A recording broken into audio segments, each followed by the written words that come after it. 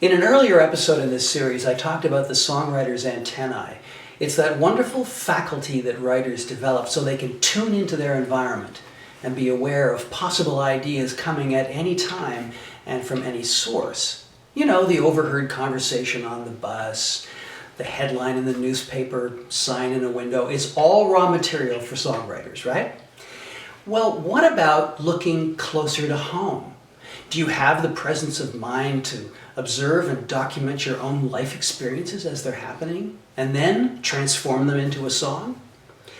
Lamont Dozier is 1/3 of one of the greatest songwriting teams of all time, Holland Dozier Holland. And if you've ever looked at the credits on a Motown record, you've seen those names.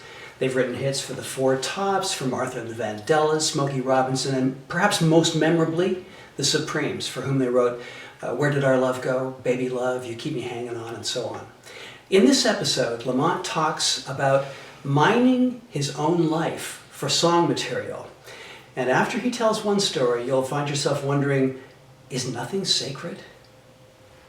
I remember the time, I hate to admit this, but if I was stumped for a song or an idea, I would deliberately break up with a girlfriend just so I could get that feeling, that rush of being crushed by a shattered romance. You know, as corny as that may sound, it used to work. I mean, we used to come up with ideas and compare what had happened to our love life, you know, just to see what it's like a kid when they do something, experimenting with things, you know, just to see what would happen if you told a girl, well, it's over with and I don't want to see you anymore, or you put yourself in that position where she would quit you, you know, and then that would be the motive or the catalyst for a song, you know.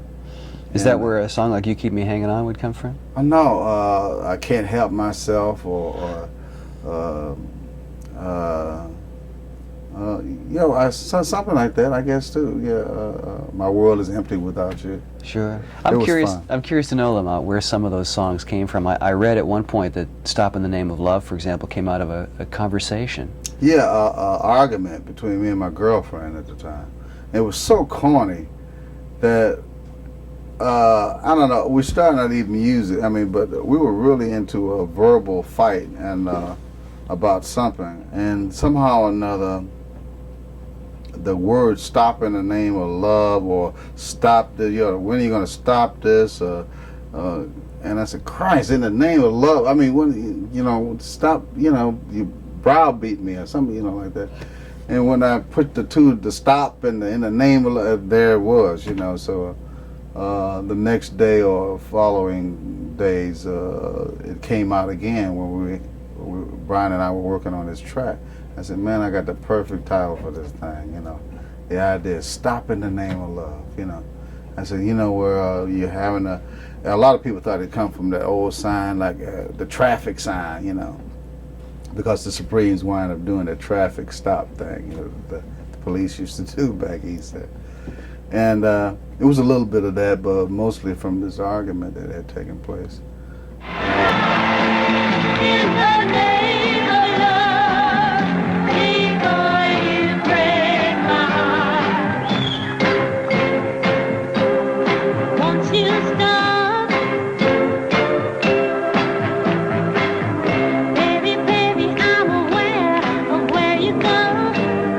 Each time you leave the door, I watch you walk down the street, knowing you're out of love with me.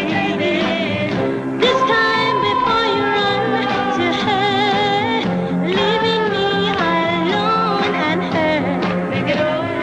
I've tried been good to you. I've tried been sweet to you. Stop in the name of love before you break my heart.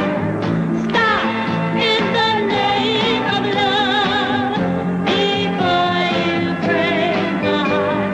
Think it over, baby, baby, think it over.